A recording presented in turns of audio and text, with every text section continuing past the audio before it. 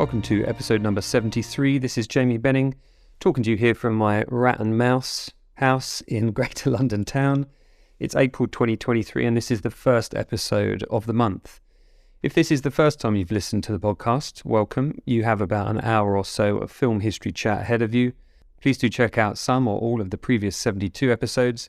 There are some good ones, there are some great ones, there are no bad ones as far as I'm concerned, and each of them gives you a unique insight into the film industry and the people behind the scenes, including who have I interviewed? Stunt performers, editors, directors, visual effects artists, sound designers. There are lots to choose from. If you're a regular listener, thanks as always for your continued support. If any of you like my work, and this is work, then please visit patreon.com/Jamie Benning. There are several tiers to choose from with different perks and merch too. Thanks to those of you who support the podcast via this means. And talking of merch, you can also support the podcast by buying some Filmumentaries goodies, including Filmumentaries mugs, t-shirts, bags, bottles, and even socks. I'm wearing a pair right now.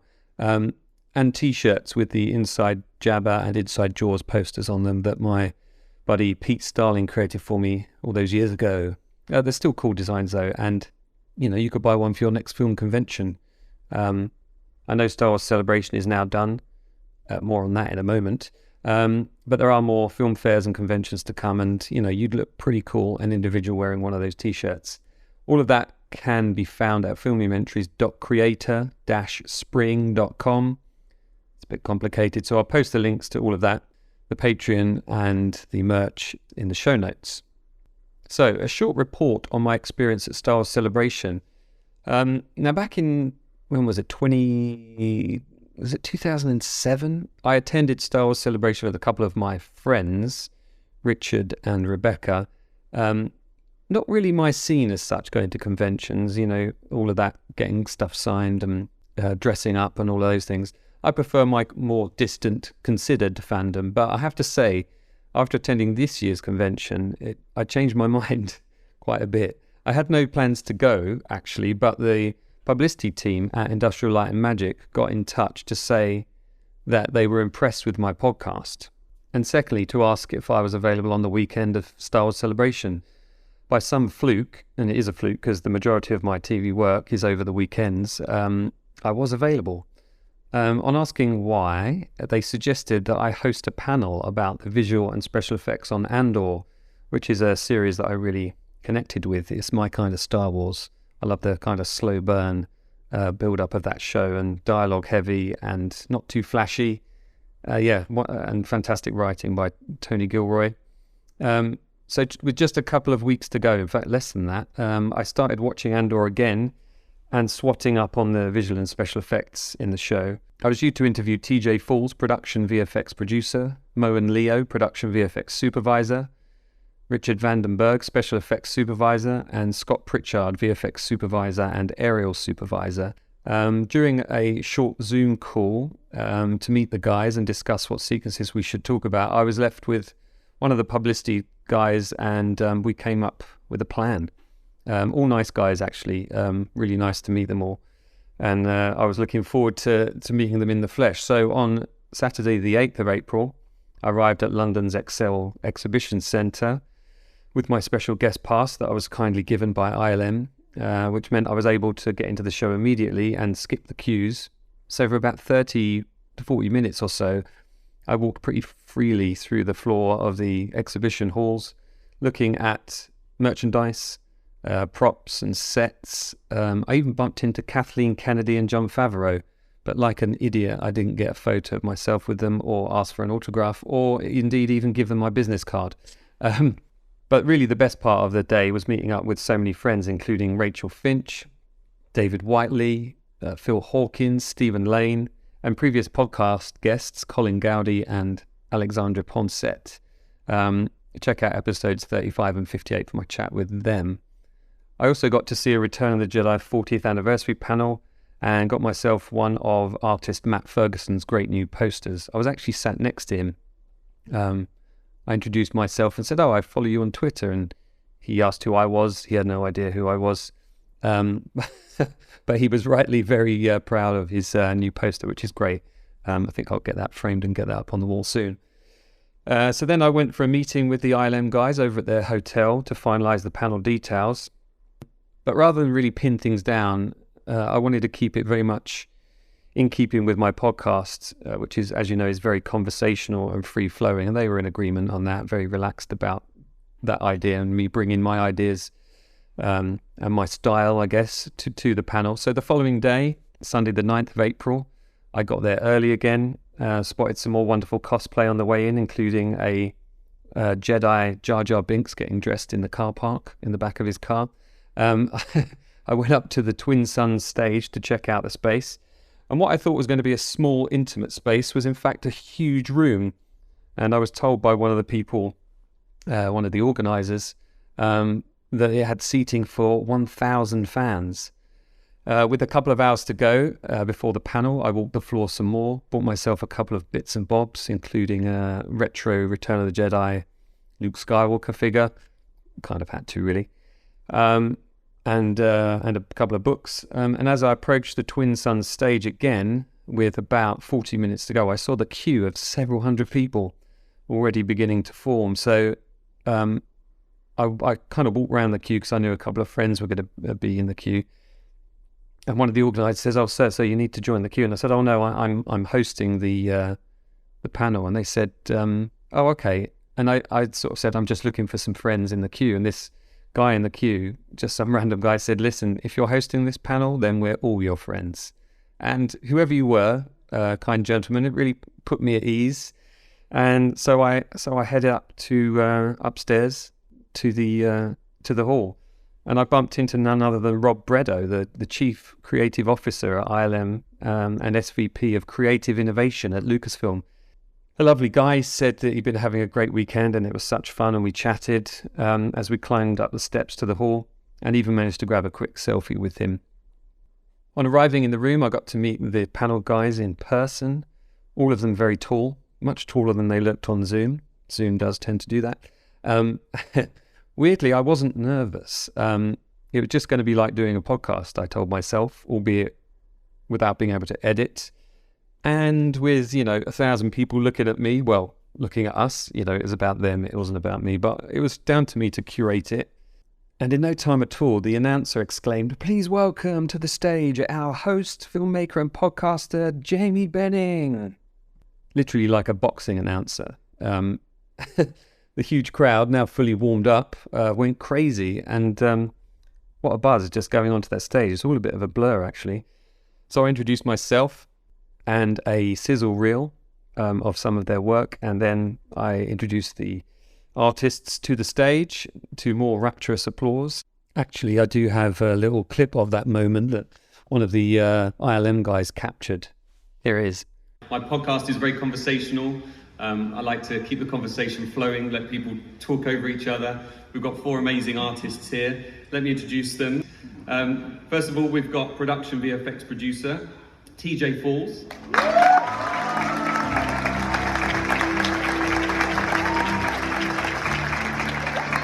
We have Lowen Leo, production VFX supervisor. We have Richard Vandenberg, special effects supervisor. And Scott Pritchard, ILM supervisor and aerial supervisor. And the hour flew by as we chatted about their work, while the ILM guys backstage fed the screens with relevant clips and stills, keeping up with our free-form conversation. I finished the panel by asking the crowd to show, by way of applause, their appreciation for the work these artists did on Andor. And wow, blimey, the crowd really lifted it up another notch. Everyone on the panel was beaming with big smiles as I turned around, and we were left happy with how it had gone. Backstage, it was all pats on the back and handshakes from all involved, including Mr. Bredo. And it was done, my first panel. I do hope to do more again. Do check out filmumentaries.com for a short report and some photos of the experience. I'm also trying to track down a recording and get permission to use it as a podcast episode. So listen out for more news on that soon, fingers crossed. I really should have sorted this out beforehand, but it was all such a blur that I kind of forgot to have my business head on. So with the panel, the friends, the fantastic show that they put on at Celebration, I must admit I became much more enamored with the whole affair, and they've just announced the next one will be in Japan, and wouldn't it be great to revisit my favorite country in the world and combine it with some more Star Wars love-ins? Maybe, possible. Okay, back to this episode. If you remember, I interviewed House of the Dragon writer and showrunner Ryan Condal back in September 2022, which would make it episode 59, I think. Take a listen if you haven't already. Well, he and I have become friends and we chat quite a bit on WhatsApp, and he suggested I speak to his special effects supervisor on Dragon, Michael Dawson. Ryan said he's been in the industry since Superman in the late 70s. He's a great guy and he'd be perfect for your podcast. So a couple of weeks ago, I did indeed have a chat with Mike. He not only worked on Superman, but also on the 3 Indiana Jones films, Return of the Jedi, Return to Oz, related to, of course, Walter Murch, the director, who I also interviewed in previous podcasts. I know I like mentioning that, but that was one of my highlights of that year. What else? Alien 3, Patriot Games, Charlie and the Chocolate Factory, so many more. We didn't get the chance to talk about all of them, but we did have a great conversation about his job and his 45 years of working in special effects. Well, 45 years plus. I think it's going on 47 now, actually.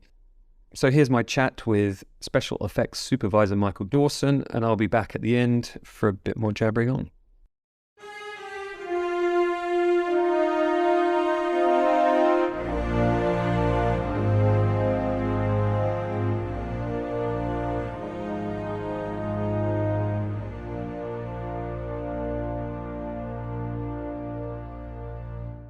Superman is the first film that's listed, 1978 release. Is that the first thing you worked on? How did you get into the industry?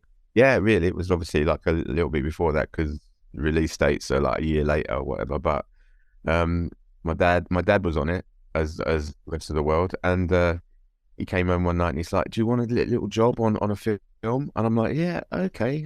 I'm not really, because it's not really what I want to do." But he's like, "Oh, but try. Come on, try. You learn some good money." It wasn't good money at the time. It was like £40 a week is to get paid. It was nothing, and it wasn't really special effects, although it was kind of special effects. It was working with a guy called Derek Botel, who used to have a company called Eugene's Flying Circus. And he had devised a system whereby they flew Superman. So we would put the tracks up into the Reds and fly him through the ice cavern, and basically pull rope. It was all ropes, no screens or anything. It was all like flying through this ice cavern, and then he would come round the corner, and then the 3 baddies would come round after him, and it was crazy shit. And that was my first job, and it was strange because we'd rehearse every night, so we wouldn't do anything during the day, and at night then we would start rehearsing and pulling him along wires and things like that, and it was like. Right. Pretty horrendous job, to be truthful with you, I've never really warmed to heights. I don't really like heights, and Derek was lovely. He was old school, and he's like, "You're no good to me. You don't even like heights. What are you doing? What your dad sent you to me?" And I'm like, "I'll try." But I was so nervous at the time because it was a different industry then. It was so small. It was much more. It's like 4 or 5. Like they're almost like dons, like heads of houses. You know what I mean? You had like the Johnny Richardsons and the Kit Wests and the and you know, Johnny Evans and people like that, and they had their teams with them, and you were trying to get into a team or into a house. I kind of like to look at it like a mafia house, you know? Yeah. Once you broke in, you were safe, but until then, you were like almost like a Ronin. You had to go and sell your soul, try and like. I'll buy you a drink at the bar, because at Pinewood at lunchtimes, everyone used to go to the bar. Yeah. It was a green room at the bar, and everyone would go down there, be like, John, do you want a drink? Do you want a drink? Let me buy you a drink, mate. Let me try. And it was like all that shit. That's gone. That's gone now. Yeah. So what did your dad do then? What was your dad's role on that film? He did special effects. He worked in doing some of the visual effects shots, like the crystals, the breaking through, the spacecraft coming through. And he worked for a guy called Les Bowie, who had Bowie Films, who was based on the Slough Trading Estate. Right. So from that stable came some some guys like Nicky Alder, who did Aliens with Hmm. Brian Hmm. Johnson. He did a Kit West, obviously, who I Yep. worked with a lot after that. A lot of them came from that stable, Hmm. and he was part of that. So you got in? Did you get in with into that sort of Kit West mafia, if you like, into that house? Yeah. No, after I'd done that, I did a couple of little things for like I worked on Dracula and I worked on Or was that uh the John Badham? Yeah. yeah, the John Badham one, which I was just working a wave machine really basically. But Right. I would say my first full proper film was like Return Raiders really Mm. when we started Raiders, and I was actually a trainee in the workshop, and that was, when I look back on it, really, it was like such an amazing, such a big film. Mm. And when we did it, we didn't have like the technology that was available now. Like everyone's got a computer, a Mac on their desk. Didn't have that Mm. at all, Mm. And like if you were in the sequence where he steals the idol, Mm. it's all real. Yeah. All Yeah. all those darts coming out of the walls were real Mm. rubber darts. I remember loading them, Really? and they were all on little solenoids. They all fired, and the big ball running down, that was real. Now it would probably be CG. Yeah. I spoke to Robert Watts, the producer, who said, Yeah, I worked with yeah, Robert as well. yeah, a couple of years back now, and he was saying that he was told by Norman Reynolds, just run in front of the ball, Robert, and he did, and he said you would have been able to stop that, wouldn't you? And he said, oh no, and he said it was pretty, Definitely not. although it was fiberglass, it was a Once pretty it was big released, lump. it was on its way. Yeah. There was no break, like, and that's another thing. Like you wouldn't do that now. You'd have No. like electronic brakes on it and little counters and everything, but no risk assessments either, Mm. anything like that. Mm. And but that was really the first, because we were just breaking into like visual effects as well, like because because they were obviously Lucas was coming over and Hmm. with Star Wars, and there was all these big blue screens appearing, and everybody in the industry thought it was the death knell for special effects, because Right. you won't need anybody. You will just do visual effects, and we'll be dead. We'll be out of a business in like a year or so.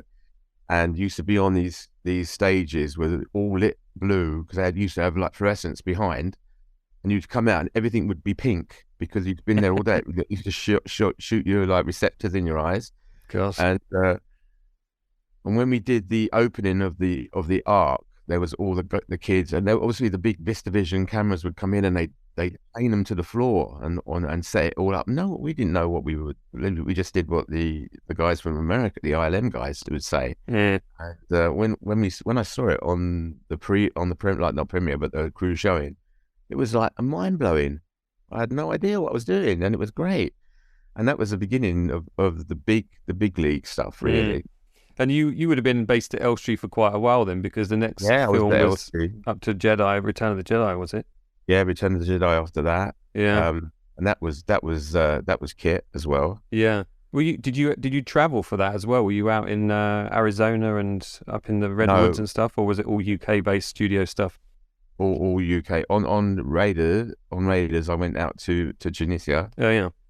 Um, but that was under duress, really, because I don't really like taking kids with them. They just take the high end stuff. I Right. think my dad went to Hawaii on that for a bit. So When it you were comes only to, sort of 20 at this time, were you, or something like yeah, that? I was young. Yeah. Sorry, And you were about to say the bit where what?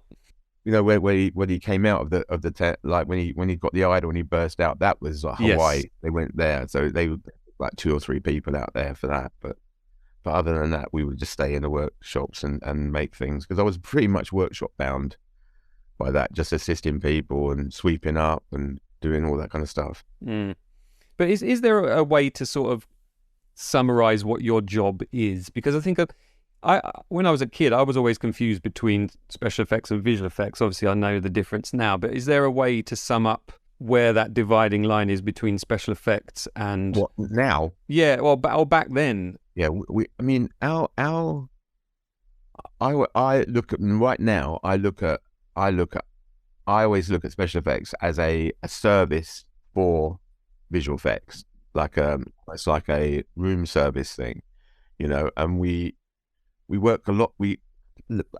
initially, like going back there years ago, it was very much them and us kind of thing. It was like them and us, and we wouldn't help each other, and it was a bit of a standoff thing. It was a bit like, no, you're going to try and steal our job and all that kind of Right. It stuff. felt like you're Now, encroaching on each other's yeah, patch kind of thing. because we honestly thought they were going to steal our jobs and things like that, which they weren't. And well, they might have thought they would. I don't know, but right now, I think I always try and foster a much more symbiotic relationship, and it goes both ways. They like what we can do for them, and we try to do, and we love what they can do for us, because we can't shoot anything like we used to be able to. Now we can do so much more, you know. So we need them, and they need us to a degree. You know? So where does the sort of planning begin with the special effects department? You know, at what point do you come on board a project like a movie? You know, these days we'll go back to some of the others in a little bit, but what's the first step? Like when are you brought on? Are you a big part of pre-production, or is it a matter of weeks or months? No, months. Like House of the Dragon, I'd come on pretty early, and you've got all those scripts. I mean, obviously with House of Dragon, you've got 10 scripts or 8 scripts, and you have to break all those down. Then you would read them and break out what you consider to be a special effect, even though there is an element of visual effects in it. And normally at the same time, visual effects will have started as well. So then we would have a meeting and a crossover. We'd share, you show me yours, I'll show you mine, kind of thing. And we kind of lay them out on the table, and we say, well, is that you, or is that us, or is that both of us? And we establish, you know, what's to do from each direction, and we work like that. And from then on, we're pretty close, and we especially on House of Dragon, because there's a lot of buck work. So we would build the motion control base. We built that on season 1, whereas previously they'd always rented a motion base, like a 6-axis, but Ryan decided that he wanted a serious move. You can't get on a 6. On a 6, you can only do that. 3, you can do that. And we just said, let's build it, because you're going to do more than one season, hopefully. And we built it. So once we've built it and we've made it, we rely on the visual effects to give us the information that they like, the previs, and we can feed that into our computers. Will mimic what their previs is saying, and they love that. And then they've got the automated camera that goes round and shoots, and it's great. I've just been nominated for a BAFTA, so that's fantastic. It's got to work one way or the other. Whether I'll get it or not, I don't know, but that's good. Fingers crossed. Well, it sounds like it's evolved a lot over the years. I mean, I've spoken to a lot of visual effects supervisors, people that started off, you know, the very low rungs of ILM and ended up as supervisors. And their technology has obviously changed a hell of a lot. I mean, you're still doing very physical stuff, right? I mean, you go back to something like Raiders, you say, you know, everything was built, you know, it was real, it was and dangerous to a certain extent. What has changed over the years in terms of how your job has evolved in those terms, in terms of like the amount you have to build? Do you have to build less now because visual effects is more easy to achieve in a computer, and therefore you're not building as much? We build the same kind of stuff, but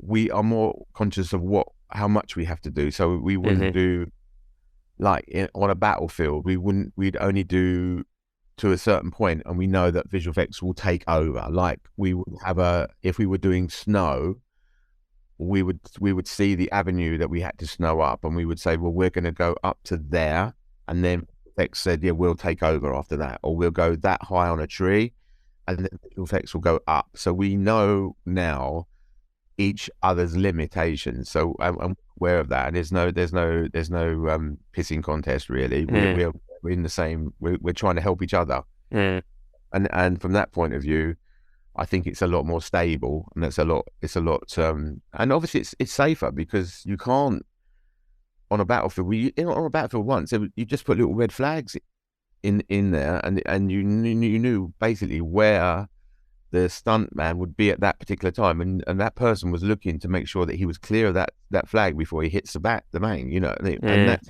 like, whereas now we would do a field with no one in it, do loads of elements, and they would film the elements, and then they would plonk them in. So, you know, we a lot of elements for visual effects as well. Like at the end of a show, we'll get a whole ream of paper of elements that they want to do, like fire, like on the keep going back to dragons because that's really where my head is at the moment. But like on dragons, we've got loads of different kinds of. I'm trying to develop different looks for the flame from the dragon, because there are more dragons in season 2 than there was in season 1. Right. We want to do what I'd like to do, and which I'm trying to develop before I get it approved, is get the older big dragons. I've got like a dirtier burn, right, and the new ones which are more cleaner because they're young, clean, and they're fresh. Whereas I want the older ones to have really dirty burns, and then we're developing different burners for that, and then we'll film them and show Ryan, see if he likes it, and then we'll shoot that as an element, because we're not going to do that on a stage because we can't, it's too hot and stuff like that. But we'll do it in a field, and then visual effects will plonk that into what we want to do. Yeah, because my assumption is that the stuff like fire and things like that and explosions these days are visual effects and not special effects. But you're saying that you would provide it and they would comp it in and maybe expand upon it and embellish it in some way. Yeah, definitely. We would. I think it looks better if it's real. I think so. I think, you know, it was always tricky. Fire was always tricky. You know, to actually, and water. Yeah, it's always tricky. So it's better to just do it for real, and then just shoot it as an element, and then bring it in. Looks much better. If you go back to something like Raiders or Return of the Jedi, what kind of stuff on Return of the Jedi, let's say, what kind of stuff were you involved in there? Or would it be things like, you know, sparks coming out of gun shots and things like that? It was that we did obviously all the scooters were on pole arms, so we did that. We did all the scooters. So when they're on the scooters and you see all the little fins come up, that's us. We made all that. And we did, all the fight where Luke's fighting Darth at the end, where all those that had to be choreographed because they were basically fighting with just a rod. So anytime they hit a wall, there would be a spark on that wall. So they had to hit these different, and people were like firing them off individually, and all these helmet had sparks on it, and all that, and it was all choreographed to hit where it was going. So it's a tricky one, because if you mess that up, you're out of sync.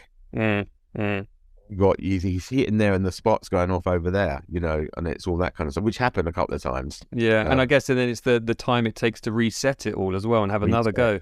Yeah. Because I think I've seen like a bit of raw footage of that scene actually, and you can hear the poles, you know, the lightsabers clanging together, and you can see the sparks going off. And I guess like when he cuts through the barrier there, that's a gag that you guys did there as well. I remember sitting in a little room with like little bags making up charges of like flash powder and little color garniture and stuff like that, and just little miniature ones, and like wrapping them up and then putting them in the walls and things like that forever. And you have to kind of just like paste them into the wall, as it were. Yeah, paste them into the wall. Yeah. They put a shellac over the top, you know, so you can't see it.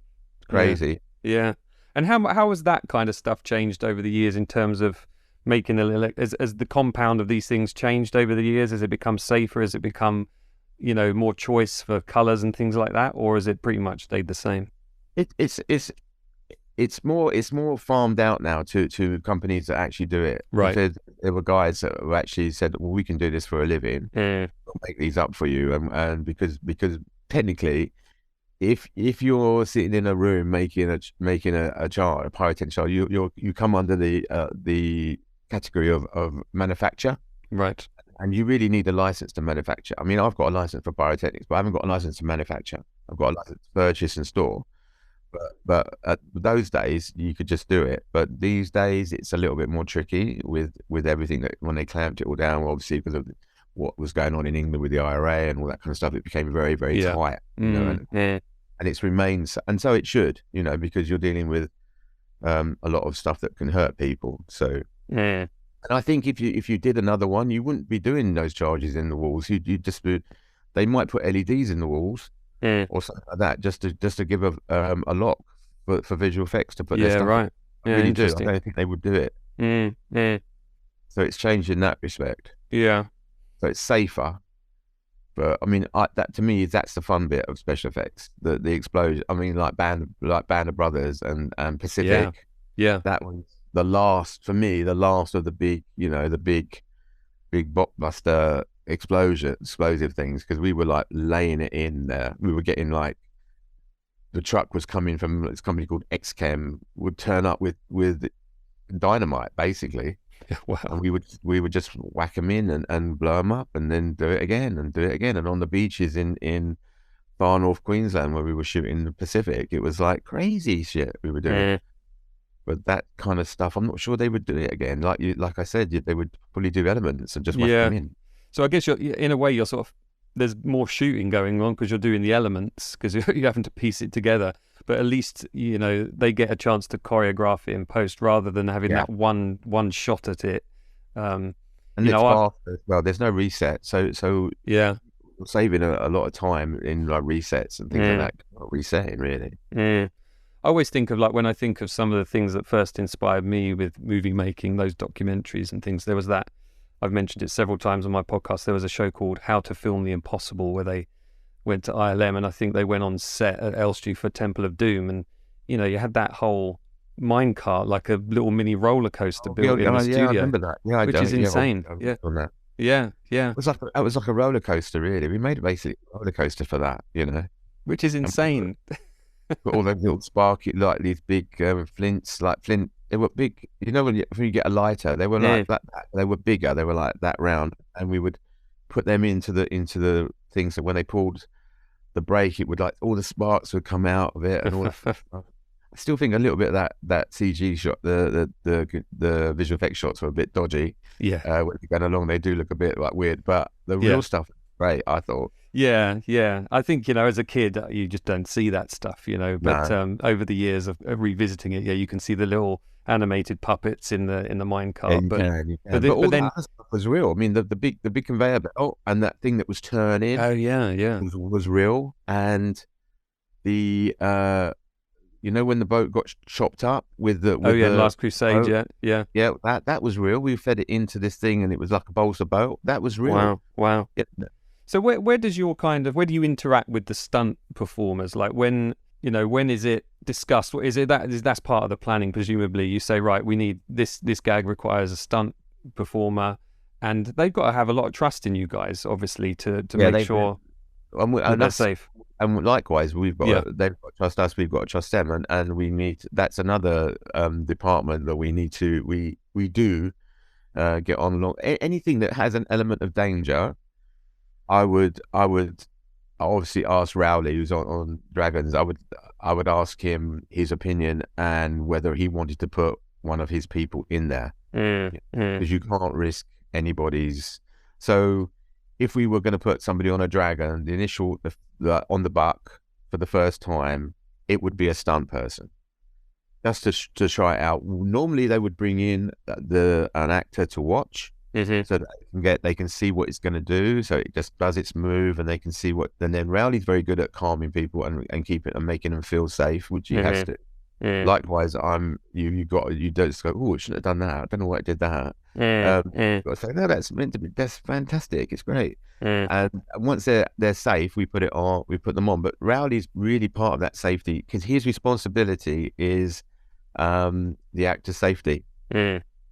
So we try to work really. We do work close anyway. Rowley's great. I remember Peter Diamond, stunt coordinator, talking about when he worked on Star Wars, and he tested, like, the swing across the chasm with Luke and Leia, and there was this big tearing sound. And Mark Hamill, the actor, said, "What was that? The harness is torn." And he said, "No, it was my trousers." And it wasn't. It was the harness. But he replaced it, you know, and made sure it was safe. But he didn't want to put the frighteners up the actors, obviously. So yeah, there is a sort of fine line there, isn't there? Because also there's some actors today that kind of want to do this stuff.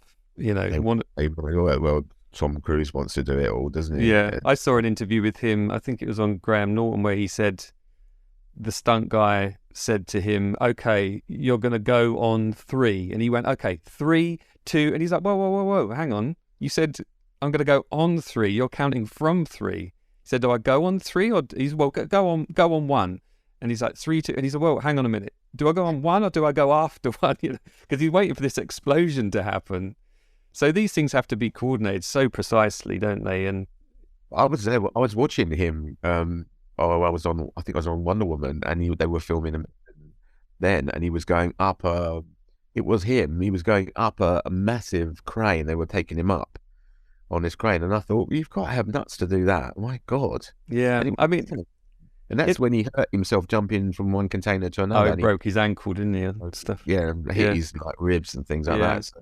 But in these days of face replacement and all of that, which is, you know, very effective, it does make you wonder. But then, I guess I think he does, and he understands the mechanics of movie marketing as well. He knows that that's going to get in the press and it's going to be everywhere. And I mean, you know, despite all of his, you know, Scientology stuff, the man is a bit of a genius when it comes to that kind of stuff, self-promotion.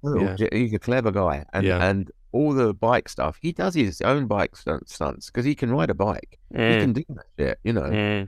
When you see him on like Top Gun and he's driving along on a bike, and you think that's really good, that's him. Yeah. So I've got great respect for the man. He was same stuff like he's like. I was talking to somebody the other. He's doing a film. They're talking about him doing a film and he wants. It's a lot of it's going up into space, and he wants to go up into space, basically. Like of course he does. Like, to where the gravity starts. So you're like floating around. Yeah. You know, because I worked on gravity and and all that wire rig was crazy complicated. But he wants to actually go up there, and I'm thinking, but he can. So why not? What a life experience! What a tick in the bucket list, isn't it? Absolutely. I mean, I work on Formula One, and I've seen him drive a Formula One car, which isn't an easy thing. You know, Red Bull said he could have been a really good driver. You know, he's just one of those guys that just has got that kind of drive and passion. Yeah, I think he is actually one of those guys that believes, whether it's his Scientology or his mindset or whatever, but I think he believes he can do anything. Yeah, therefore he does. You know. Yeah, I've talked about. I've heard other actors talking about working with him and how, you know, he brings like 200% every day. You know, and you have to kind of try and match him. Crazy, really.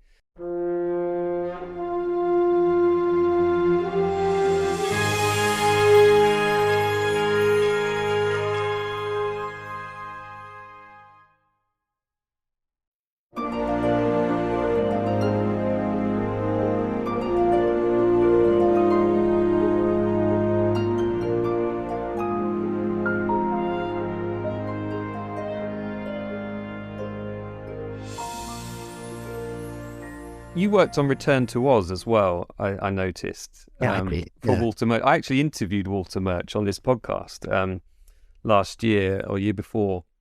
And then I realised we hadn't talked about Return to Oz. So he said, let's do another episode then. So we talked about that at length. It's one of those films that kind of gets a bit of a bad rap because it's quite a scary film for kids. But there's some... all those things on the little roller skates. Yeah. But there's some fantastic moments in that film, and it's got a real kind of style to it. What were the kind of gags you were involved in on that? Well, we did obviously the flying sofa. Really, do you remember when it came through and then down? We did that that was pretty much the same method as the Temple of Doom. Really, it was on a track and it burst through, came down, and all that kind of stuff. I can't remember what I did on that, to be truthful with you. That was Elstree again, was it? You were that was with a supervisor called Ian Wingrove. Yeah. And I think it should have been better than it was. I think it was a little bit, and they used front projection on that, a lot of front projection, which was like old school, almost obsolete, you know, then. And the trouble with front projection is it's like a 3M material, and you can see the lines. Sometimes you can see the sheets. We built this massive screen and vibrated it, like oscillated it, so it blurred. Right. we tried that, and I think it worked really well, that system. Interesting, yeah. But I think it should have been better than it was. How much of that are you doing on the set, like improvisation, because you've planned stuff, everything's, tightly planned and scheduled and priced up and whatever else. But there must be moments where you kind of have to think on your feet as well, because maybe it isn't working out as it should and you've got to Yeah, improvise. Does that happen? doesn't happen as much as it used to. Right. We pretty much like nail it now because everything's got to be approved and everything's got to be tested and everything's got to be shown, and they don't deviate now. It's such a mammoth thing that they don't deviate. They just crack on now. It's more that, and that's if anything's happened in the industry since I started to now, it's become more of a business, more of a film factory rather than because when they used to call it, all the guys that were in it used to call it the game, and it was a game for them. They were all having fun, but now it's more of a business. It's more fun. I mean, right, my day is like business, is like meetings about budgets and deadlines and we need to see this and we need to see that, and can we do this and can we do that, and it's crazy. It never used to be like that, never. But and Yeah. it's a good, I don't mind it. It's obviously it's my job, but you need an entourage around you just to assist you. Yeah. Yeah. I guess the teams have got bigger over the years because of that, haven't they? Yeah, they've got bigger and there's a lot more office work as well, a lot more like submitting stuff and getting it approved and all that. Whereas like Munich, when we did Munich, Stephen wasn't there for the first maybe 2 weeks of shoot. Really? He didn't turn up until the second week of shoot, so he didn't see anything that we'd done. Everything that we made, he didn't see until we turned up. Was he finishing another film or something? I think He often does that, doesn't he? Where he crosses over. That. Yeah. And we were showing him some stuff. We were showing him on the day, and he's like, "No, I don't like that." And so you're really screwed. So you've got to like go away and they go and shoot something else. It's not ready. That was crazy chasing your tail all the way through that, because it's not ready. So he's not going to shoot where the where the bed blew and it blew across the room. Yeah. He didn't like that when we showed it to him, and we had to revise it and do it again.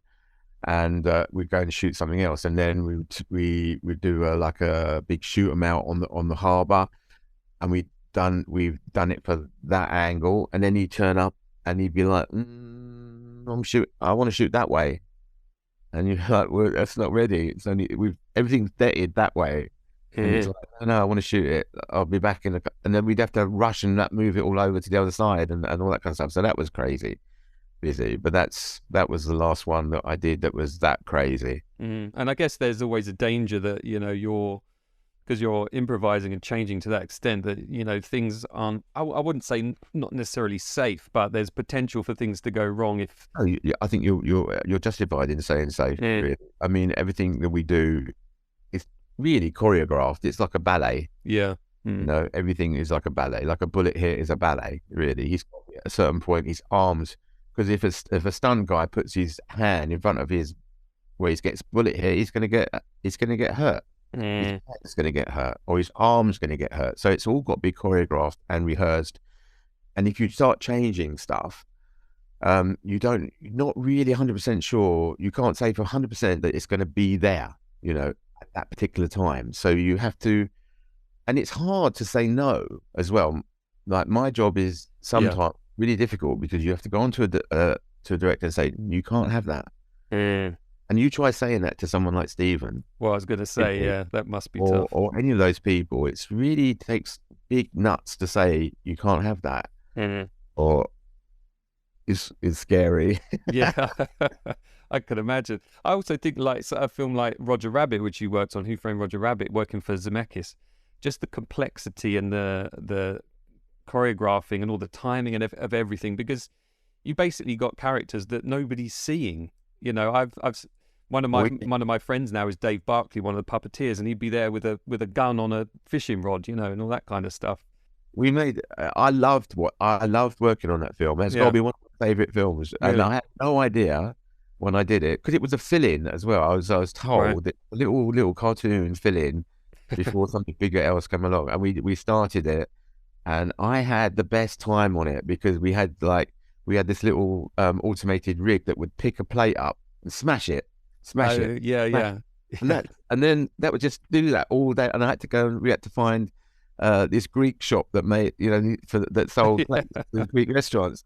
And we were just smashing these things all the time. And then we had a grand piano made out of balsa wood. Right.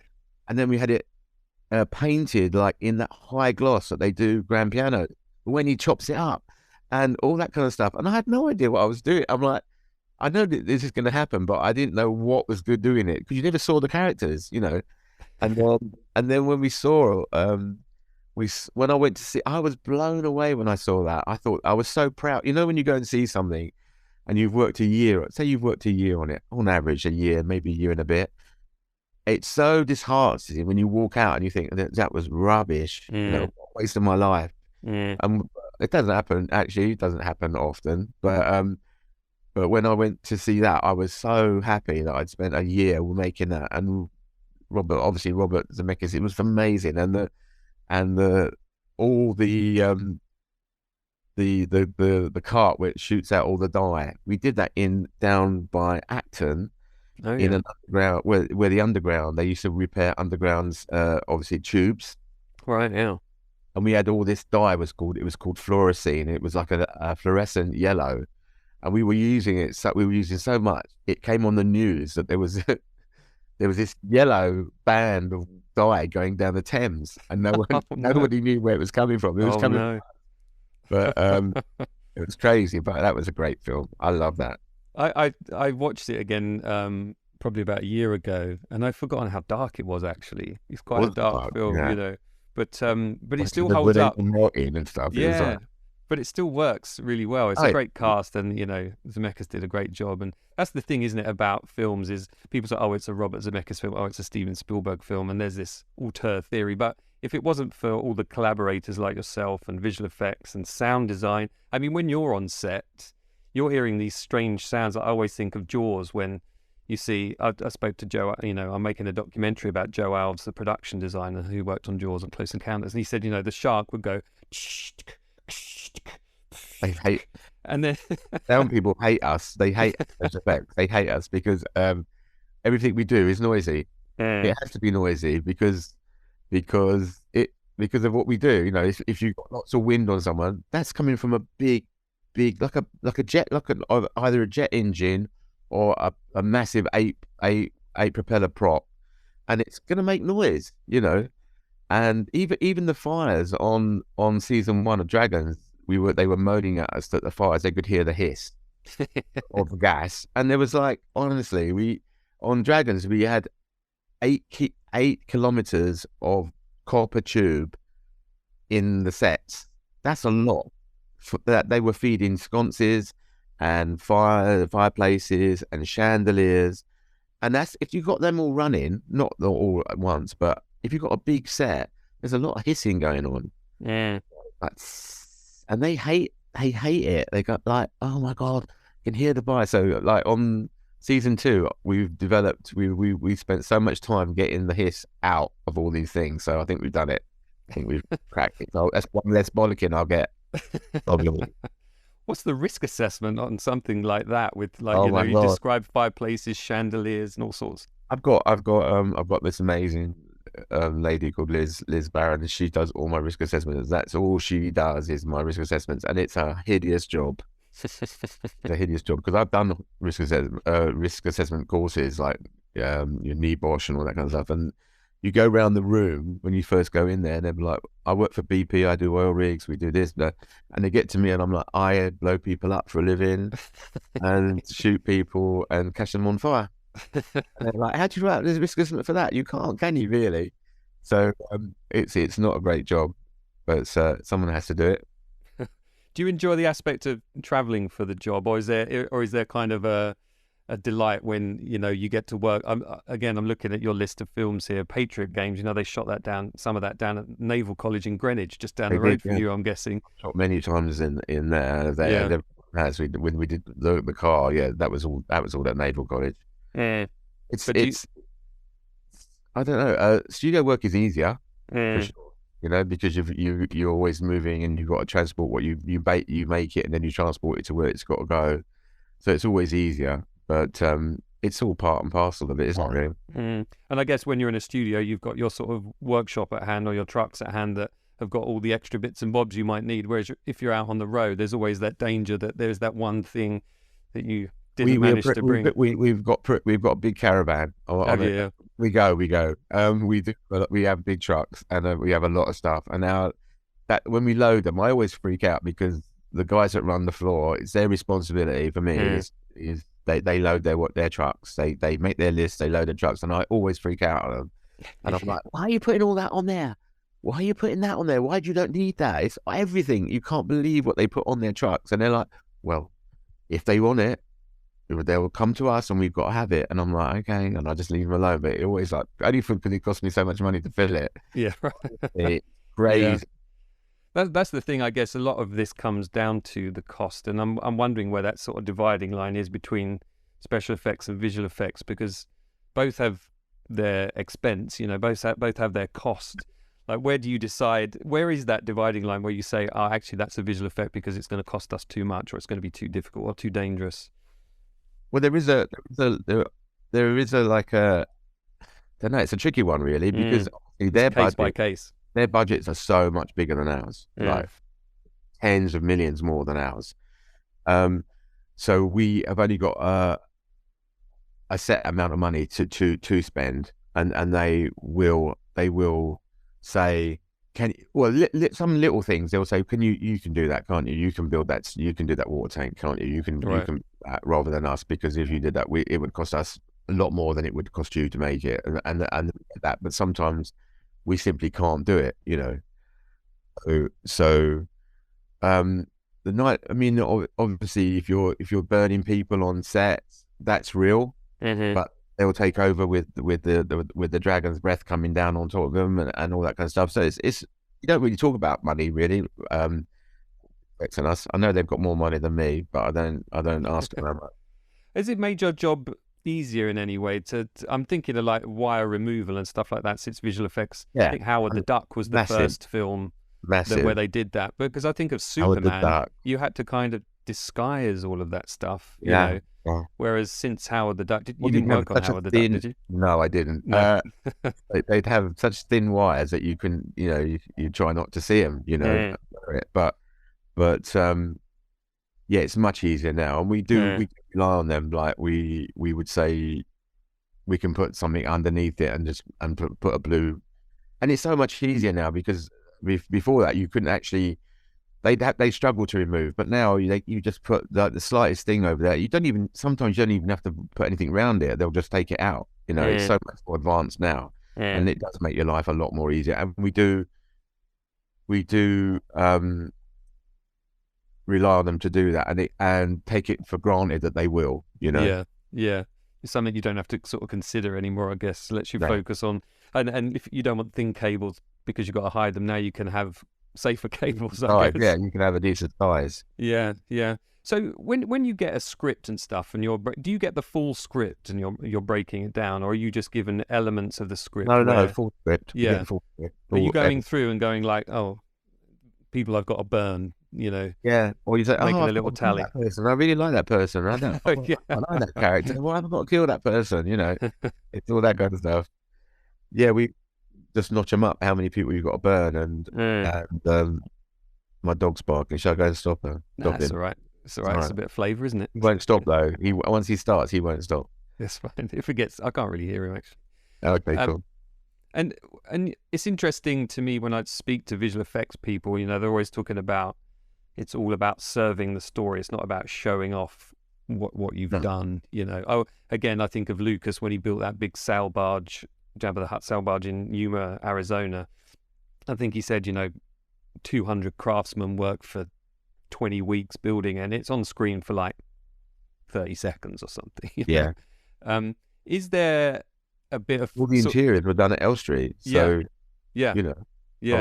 I was there, so it's like, why are you spending all that time doing it? Some of it is a vanity thing. They like to do it.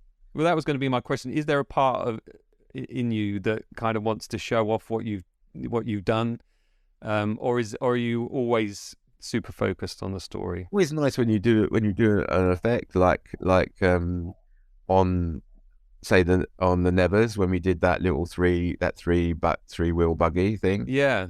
Oh, and the we electric, was it yeah, the electric? electric Yeah. thing. We built that from scratch, and it was when it burst out the back of the carriage and went down the track. Everyone was like, obviously they liked the shot was great. We got it in in one, Mm. and everyone clapped, and that's really good. And the director came over and was like, "Well done, that's great." And he walks off, and you feel good then. That's a nice thing because before that you've had sleepless nights, literally sleepless nights. I woken up like when we built the 3-axis motion base. I was like, "Oh, will this do what they want it to do? You know, will it work? Will they be happy?"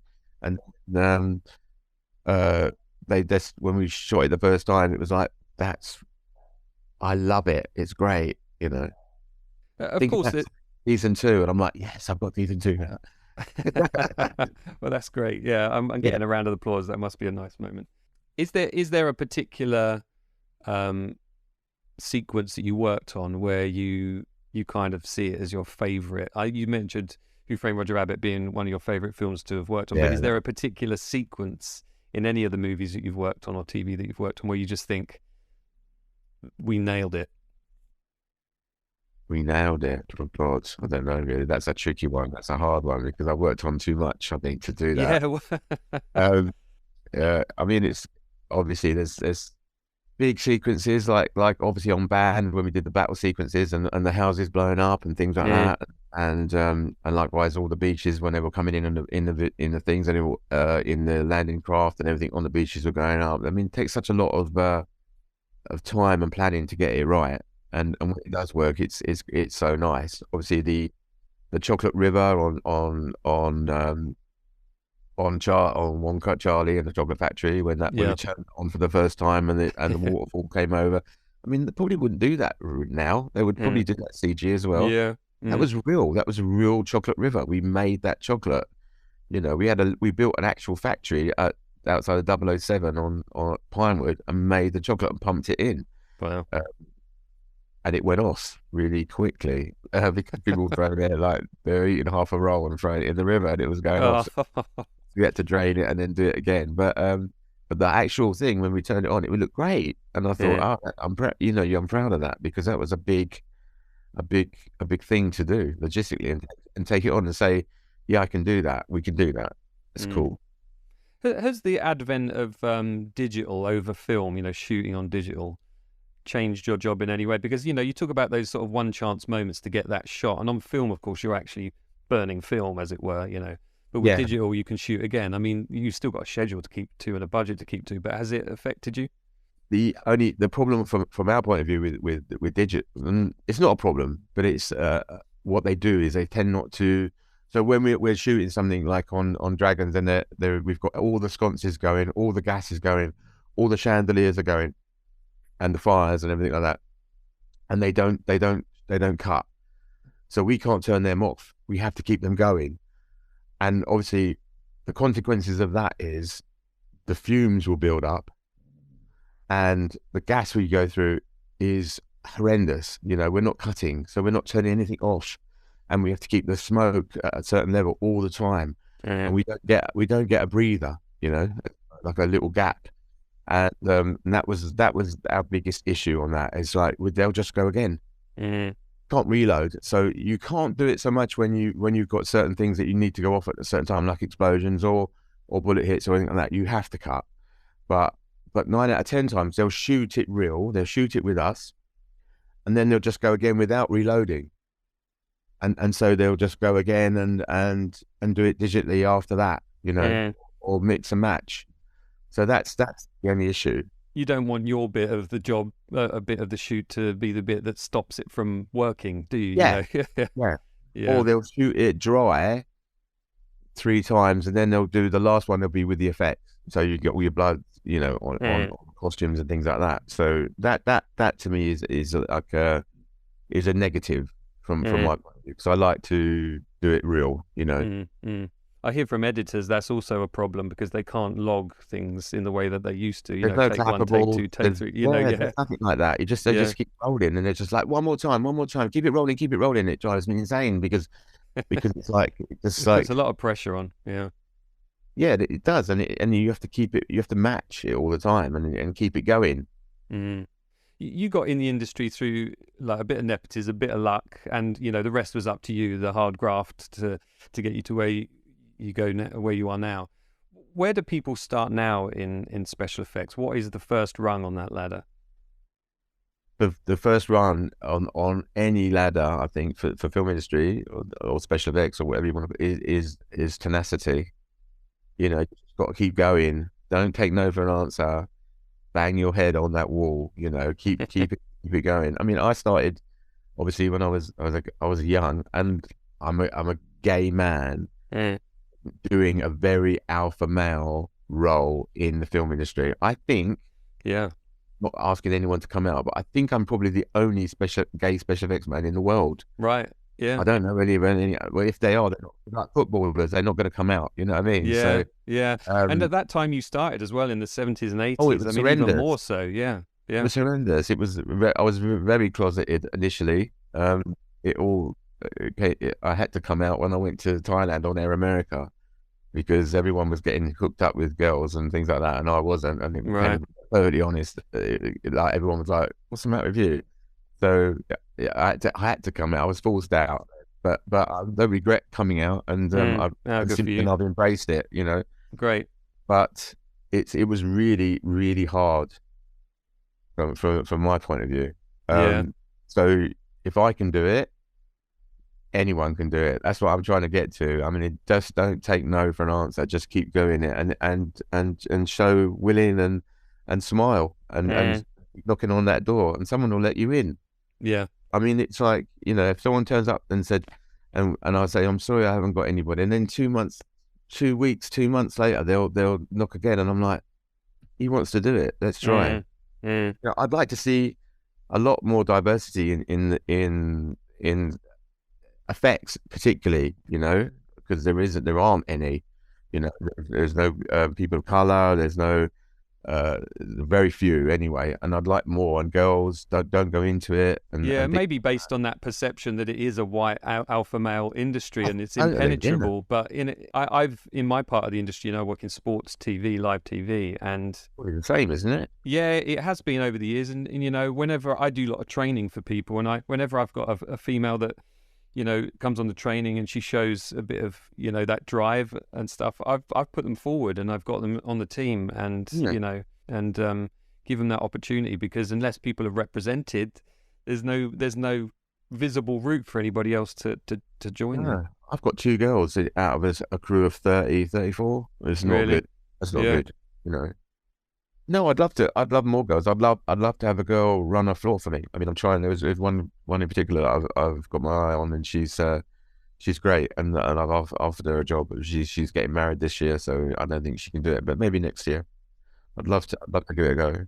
It's really important, isn't it, when you're in a position now, like where you are in a senior position, to give people a chance to come into the industry. And you had mentors, I'm sure, you know, throughout your time and people you looked up to, and it's great to sort of pay that forward, isn't it? I think it's your duty to do that. I think it's your responsibility because you could just be really selfish and say, well, this is mine at the moment, and when I'm gone, I'm gone.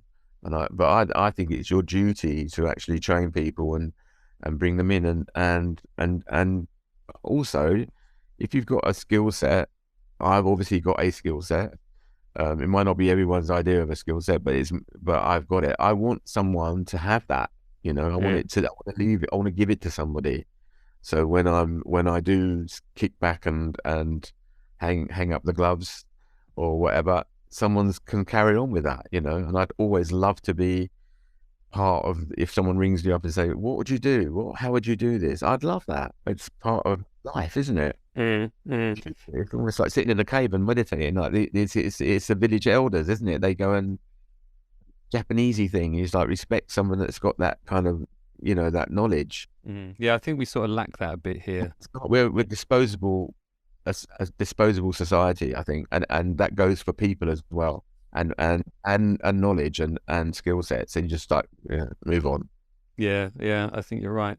And we don't put value in it as much. But I guess the hardest thing is, hanging up the gloves, isn't it? When when they're take up. I mean, you've been It's in the hard to industry. hang up the gloves when you actually enjoy what you do. Yeah, and you keep That's saying the yes problem. to the next job and yes to the Yeah, next I job. know. Yeah. No, I Yeah. know. I've got like people ringing me up and saying, like, what are you doing after this one? Have you got something else? Would you be interested in it? And I'm like, yeah. And I'm thinking, well, what are you doing? What are you doing? I mean, you're tired now. So, and obviously, though, I don't know. But I'm hoping that I'll do season 3 of Dragons, and I Have do you a lot of finished stuff. on 2 now then, as No, season 2 we're just finished? shooting. We start shooting in a week's time. About a Oh, week's. okay. And does that So happen at Leavesden again, is it? yeah, Yeah. be at least, and so we've got that to come. So that's going to take me up to October probably, and then I'll be free to do something else. But I'm already getting like calls about September and something else or this or that. You sort of kid yourself into saying, I'll have a few months off, like in between. But then it's I'm not good at that though. I'm not actually good at having times off. And the guys that work for me, they don't want time off. They want to keep going, and if I do have any length of time off, they will just go and work for someone else. So I have to keep them like happy, fed, and it's hard in that respect, because you're only as good as your crew. It's not me that make the film, it's my crew that make the film, so I have to keep them happy, and they're thirsty.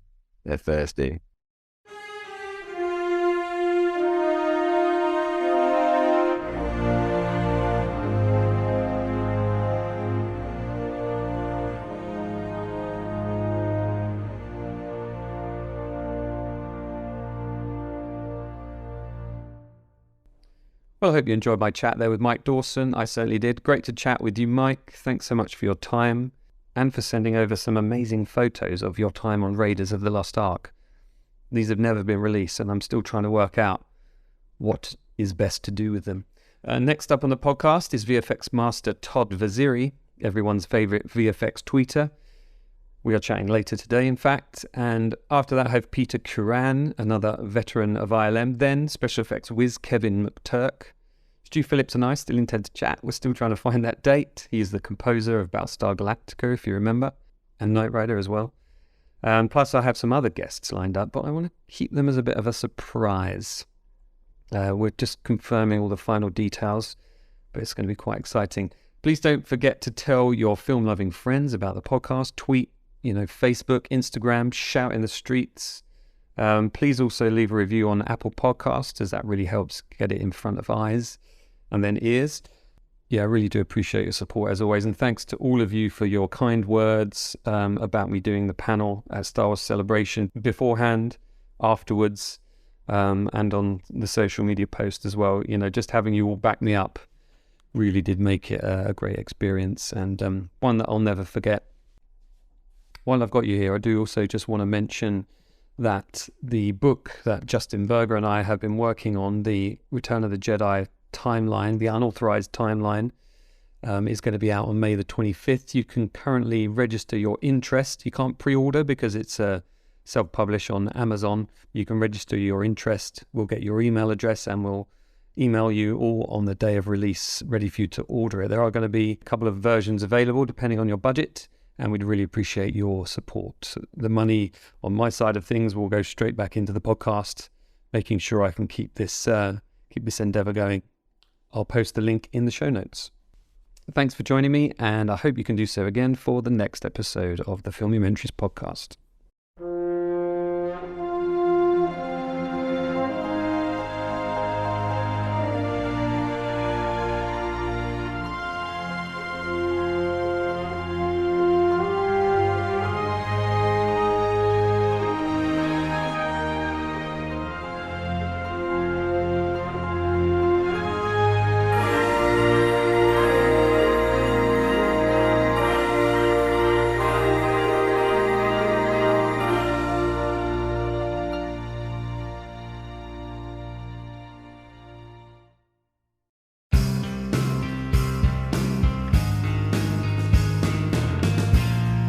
Weirding Way Media.